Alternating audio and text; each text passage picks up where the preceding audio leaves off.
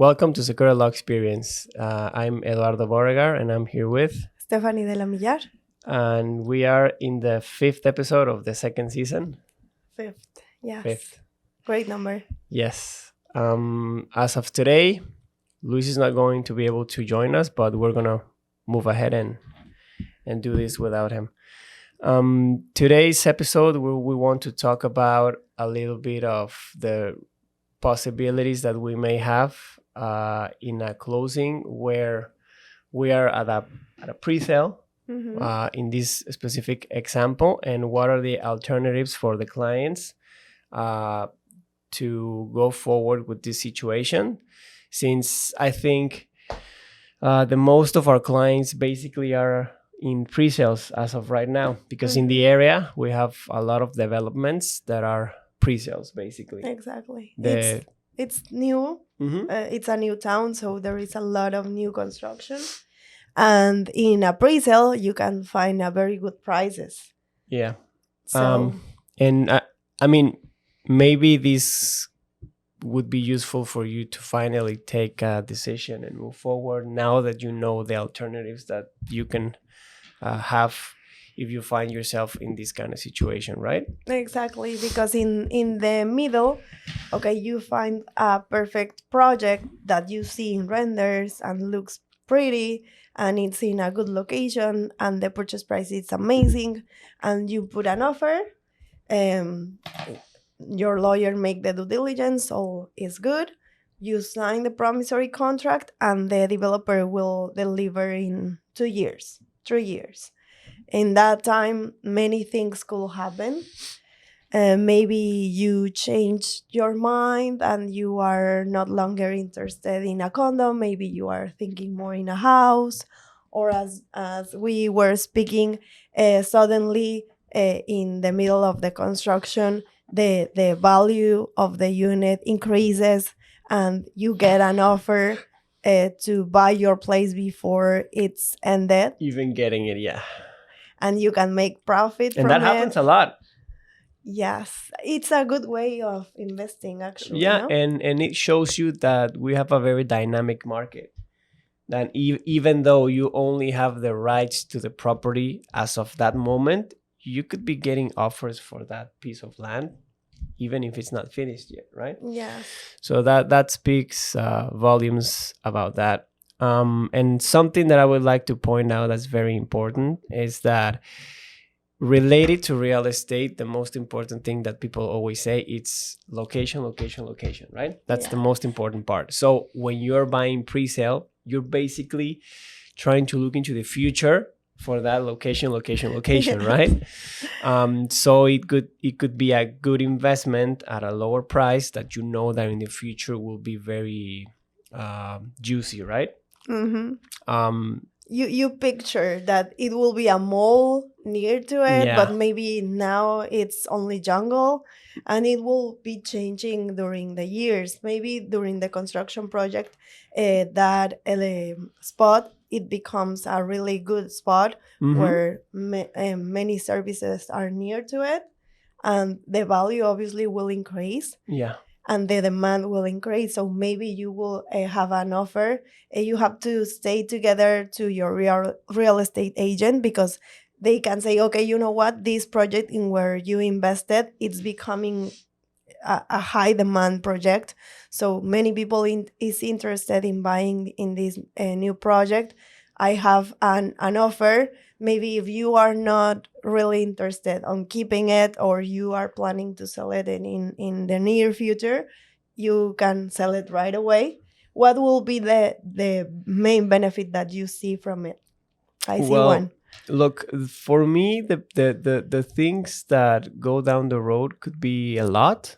And the thing with the pre-sale is that situations can change out of the blue. Mm-hmm. So having an exit strategy may Mm-hmm. not be because you're like thinking something's going to go wrong, but you have to be prepared, right? So Yes. for example, if you want to purchase in that kind of investment type and something goes down the road, because look, I've seen people that they want to invest and they only give like a down payment. And most of the time they leave like 70 or 80% at execution. But I just had a client visiting with that situation, saying, hey, the development is ready, but I don't have the 80% right now. I was thinking of getting a personal loan, but that was rejected, right? 2 years ago, everything looked fine, and the bank told me that it will be a 100% possibility. But 2 years down the road, now things have changed. My credit score is not that good anymore. So in this case scenario, I told the client, hey, let's review your contract so we see where you're standing and what we can do, right? And in this case, I offered him that the contract stated that there was a possibility for him to assign the rights of the contract without a penalty. So in this specific scenario, the guy landed on his feet, right? Because there was no penalty for him. Usually it goes from 3 to 5%. Exactly. On that regard. And it's negotiable. It depends on the causes that are related to this assignment of rights. It also could happen, and it's really common, that the delivery date was on January and they are extending it maybe till the mid of the year, and you don't want to wait any longer because you have your particular reasons. That it's another alternative. It's really common, as we have been saying many times, in a pre-sale. It's common that the projects delay. It's really foreseeing. Actually, there is some clauses in the promissory contract that states what happens in a delayed state period of a grace period, because we foresee that will happen 80% of the times, I think. Yeah. They cannot be able to deliver on time. So if you don't want to wait any longer and they are delaying the project, this is another alternative that you can take instead of pursuing the penalty plus the reimbursement and everything that will cost you more. What we say to the clients is, you can make a gain because there is a progress on the project that you can sell to another person, and maybe you can do a profit, and this is business, more than giving a case to a litigation attorney that might take at least 1 year to have a settlement, because having a fail, a sentence from the judge, it might take longer. Yeah, and I think the last thing you want to do or be in that situation is when you make a real estate investment, the last thing you want it to turn it's into a lawsuit, right? Because you're tying yourself for more time now. Yeah. You've been waiting for 2 years now, and then if it goes to litigation, you may have to wait another 2 or 3. Who knows, right? And spend more money, and it could be a flip of a coin, right? Exactly. That is the other fact. That's the issue. So in this particular case, I told the client that the best situation for him was to approach the developer and offer a solution, right? Let's say, hey, I'm going to release you of the penalty, but please put my property back to sell. And whenever you have somebody interested, return my money, right? Exactly. And that way you didn't lose anything. And best case scenario, you sell it for more and you can have a little bit of a profit without putting all the money down, because remember, this guy only paid like 20%. Right? Yes. So you can get it back with a little bit of an interest. Obviously, it's not the best ideal situation to be in, but Yes. if things arises that turn you on that road or that path, you can have or walk unscathed. Exactly. That's It's an the alternative. situation. I think this message is to leave you in a better understanding about the possible risk on buying in a pre-sale, and know that you obviously have to give the down payment to the developer directly. Sometimes they ask for 30%. Sometimes if you have a really good deal and they are making you a big discount, I have seen even 90% upfront, and they leave the 10% only for delivery.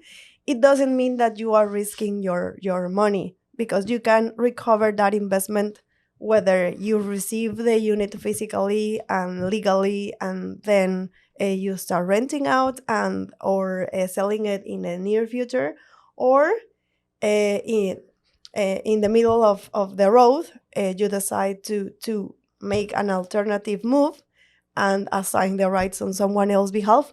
That way, obviously, it will take some weeks.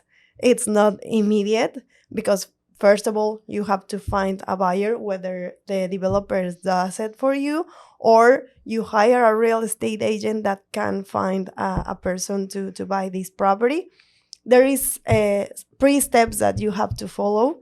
And I think we are experts doing that process, that will assure to you that you can recover your investment and maybe make a profit from the situation that you are, whether it's a good situation in which you bought in a very good place where it's a high demand, or you have a unfortunate scenario where you are not able to cover the entire purchase price. There is a big delay on the delivery. Maybe you don't like the project anymore. I have seen that. Yeah, also that happens when the development does not meet the expectations according to the renders or to the project, because that happens a lot. Something is what you see on the videos and everything, and something it's the reality, right? Yes. So sometimes that's a big obstacle, right, for the closing to happen, and know that you can have a way out, Exactly. right? Exactly. Obviously, Yes. we have to balance your loss and possible profit, but at the end, is not to tie you up in a discussion with the developer, right? Because in my opinion, the only way that you'll risk your money if you try to get into a confrontation, because that 99% of the times goes bad. Yes, Yeah. doesn't end well. Yeah, Yes. because you have a developer, and believe me, getting money back from a developer is very difficult, because they've invested everything, and most likely if the project was a pre-sale, is because the developer didn't have the money to build in the first place, and they are using this way to finance the Yes. construction, right? At least part. Or at least part of it. Yes. That's why the best way scenario is to put it up for sale, and once it sells, you can get your money back, and the developer gets paid by the other person. And a very important fact that you have to bear in mind doing this assignment of rights thing is that if everything goes well and you find a buyer and the purchase price is accepted, all the facts are together, you will avoid spending the notary and the public registry duties, because the new buyer is the one that will absorb that cost. I actually have an example of a client that played it perfectly. He purchased a property, the developer finished, but was behind on the condominium regime. Therefore, our client couldn't get title, but he got possession. So he was living in the property, only paying like the utilities and the HOA fees, but didn't pay the deed, didn't pay the acquisition tax, didn't pay the trust, and he was living it for 2 to 3 years. And at the end of the day, he said, I've lived here 3 years, wasn't what I expected. I'm going to go back to the States. I'm going to resell the condo of my rights of the contract. He made money. He saved all the money on the expenses of the deed, and he went back home. And the developer sold it for more money, so everyone was Won. happy. Yeah, and he saved a lot of money, right? Obviously, we don't want this to happen, but Yes, if- it's not if- ideal. yeah, No? but you can get very lucky if you know what you can do and the possibilities, and we can draft this in the contract, for example, Exactly. right? That it's very important, actually. That in the promissory contract, you can see always the assignment of rights clause and how is the process to do the assignment. That will be essential on a promissory contract when you are buying in a pre-sale. That it's a very important point that most of the times you say, I don't really know what that means. I will skip it. No, it's important because, again, this is a relationship with the developer that lasts at least 1 year. Yeah. So in 1 year, many things could happen. It's better to have that tool and that it's drafted really clear, and the attorney can negotiate over the terms, the percentage. Yeah, I mean, sorry to interrupt you there, No. but people don't look at it because they may think, I'm not interested in that. I'm gonna get it no matter what because I Uh-huh. love the project. Uh-huh. But you never know what could happen down the road, and you better have it and not use it than want to use it and not have it. So Mhm. I've seen contracts where developers like ask like 10%, right? Mhm. That's way high. So we need to make sure that we have a very good negotiating point, because good is between 3 and 5%. Mhm. Exactly. More than that, you're losing money, Yes. and they are taking advantage of you. Also, Even though you sometimes they don't pass the mention. price to the other person, Mhm. that's a lot of money, Exactly. right? And obviously, you have to bear. I mean, you will skip the closing cost from titling the property, but you have to bear in mind that a commission that you have to pay to the developer, and probably a real estate commission Mhm. that you have to pay to the real estate agent for finding this person to buy your place. So those amounts add up quickly. And So- legal fees, because obviously an amendment contract should come in, and a process that puts you in a safe place, because obviously everything is done by a process that is established in the amendment agreement. So all the parties have certainty, yourself to be reimbursed and getting your extra, and the way that you will get it, the time that you will get it, the developer being paid from the new buyer, and the buyer being in a safe place. So all the parties are vulnerable, I think, in this situation. So it's better to have a really good drafted contract amendment agreement. Definitely. What other possibilities we may have here? I mean, the last resort would be to get into a litigation, but obviously we're this type of situation.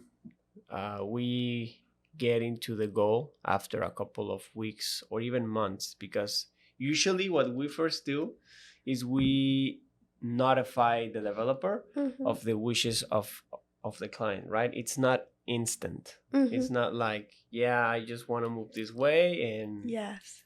everything is going to happen quickly. No, we have to notify, we have That to is very have important. chats with the developer. Usually when these kind of situations happen, we go to the offices, we have several meetings, because obviously the legal side of the development has to review all this proposal and then go to the head of the owner of the development, so they can have or take a decision according with the accountant's office, with the legal Mhm. office, and the head of the development, right? So usually it takes us, I would say, around 3 months Now, if we don't see any progress there, that's when we have like a formal notification with the notary public, and we start to get more serious to start building up the legal ground to have like a case, right? Exactly. It doesn't mean that we're going to go there, but we have to be prepared so the developer sees that, hey, this guy is going Are being for real. serious. These are little strategies that depending on how you handle these kind of situations is the outcome that you get. Obviously, we know this because we are a law firm and we have we have a lot of experience with these kind of situations, right? It's not that we're bluffing, but But we works. are experts. Yeah, Yes, I mean, works. it's 10 years from experiences about all the possibilities that could happen in a pre-sale. We have actually pre-sales that it lasted 5 years. Mhm. So imagine what could happen in 5 years. Oh my God, a lot of situations, and we have to be aware of everything, of the progress of the construction. When you hire us in a pre-sale, make sure that you CC us in every email that you send to the developer, so we can be in the loop and know what is going on, and not suddenly, because it happened, suddenly they come and say, I don't want to talk anymore to the developer. I'm super pissed, da, da, da, da, da. And we are like, we don't have any clue because we were not included in the communications. And maybe in part of these differences of opinions, or in change of emails, we can find a way to solve the things, because that is another thing that it's very characteristic of us. We try to find the ways to solve the problems instead of adding more, preparing to going to the court, because we know that at the end, as Eduardo said, it's a flip coin. You can have all the things that you are asking to the judge, or it can be just a waste of time and money. Yeah, and that would be for me the real risk, Mm-hmm. going into Mm-hmm. or having your faith decided by the criteria of one person, right? Mm-hmm. For me, it's not the ideal position to be in. That's why the contract has to be very, very well written and drafted. And that's why us legal professionals can help you with that. Yes.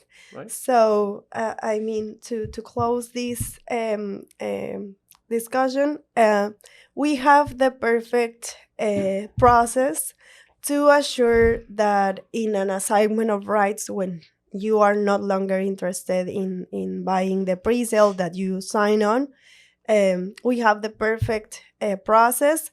So our contact information, it's available here in the video. So if you have questions, if you want to know about how we take this process to a good end, please write us an email and we will explain you further about the exactly steps to take according to your contract.